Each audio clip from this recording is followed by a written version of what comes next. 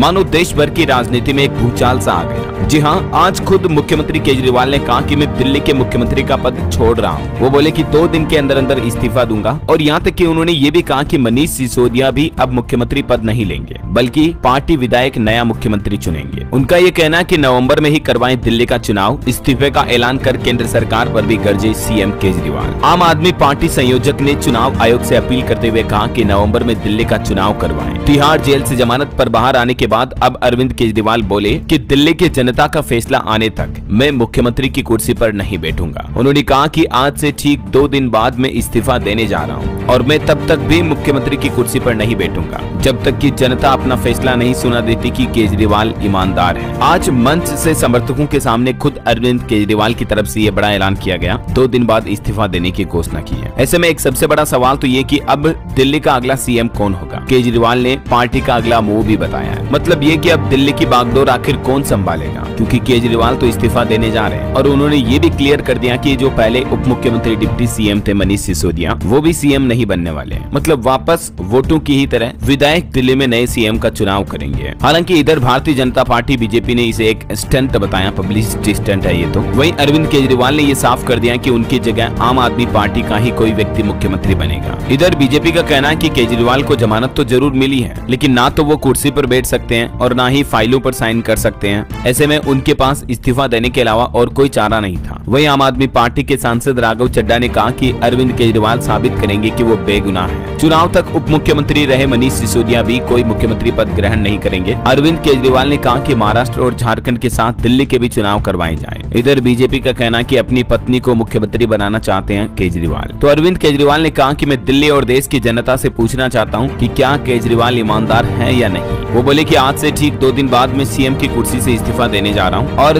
जब तक जनता अपना फैसला ना सुना दे, मैं जनता के बीच जाऊंगा, गली गली में जाऊंगा और घर घर में जाऊंगा। मैं जनता से अपील करता हूं कि अगर आपको लगता है कि केजरीवाल ईमानदार है तो मुझे सपोर्ट करना, लेकिन अगर आपको लगता है कि केजरीवाल गुनहगार है तो मुझे वोट मत देना। अब मैं चुनाव के बाद ही सीएम की कुर्सी पर बैठूंगा। वहीं राघव चड्ढा ने सीएम के इस्तीफे पर कहा कि केजरीवाल ने अग्नि परीक्षा देने का फैसला किया है। मतलब जैसे सीता माता वनवास काट के अयोध्या में आई थी, फिर अग्नि परीक्षा दी थी, ठीक ऐसे ही अब केजरीवाल जेल में काफी दिन काटने के बाद अब दिल्ली आए हैं। अब दिल्ली वासियों के सामने अग्नि परीक्षा दे रहे हैं। केजरीवाल के फैसले पर यह कहना है आम आदमी पार्टी के सांसद राघव चड्ढा का। हालांकि देखा जाए तो एक सबसे बड़ा सवाल ये भी पैदा होता है कि जेल से इस्तीफा क्यों नहीं दिया केजरीवाल ने, क्योंकि अब जब दिल्ली आकर वो इस्तीफा दे रहे हैं तो आम लोग, आम पब्लिक तो ये भी कह सकते हैं कि सुप्रीम कोर्ट ने ऑलरेडी केजरीवाल की इतनी बंदिशें लगा रखी है। किन 6 शर्तों पर सुप्रीम कोर्ट ने केजरीवाल को जमानत दी थी, मैंने आपको बताया था। तो इतनी बंदिशों के बाद कोई व्यक्ति आकर मुख्यमंत्री की कुर्सी पर रहकर भी क्या कर लेगा, कोई फायदा तो है नहीं उसका। तो हो सकता है कि इस वजह से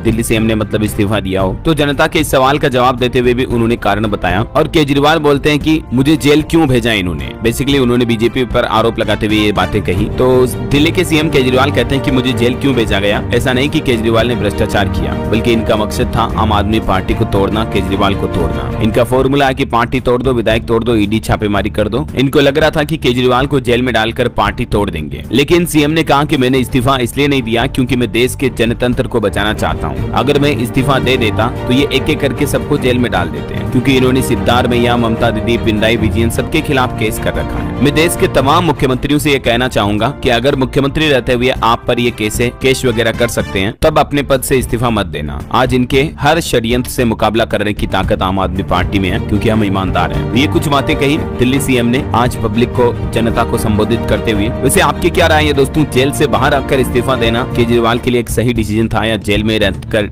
इस्तीफा देते तो सही होता? आपकी राय विचार मुझे नीचे कमेंट करके बताइए।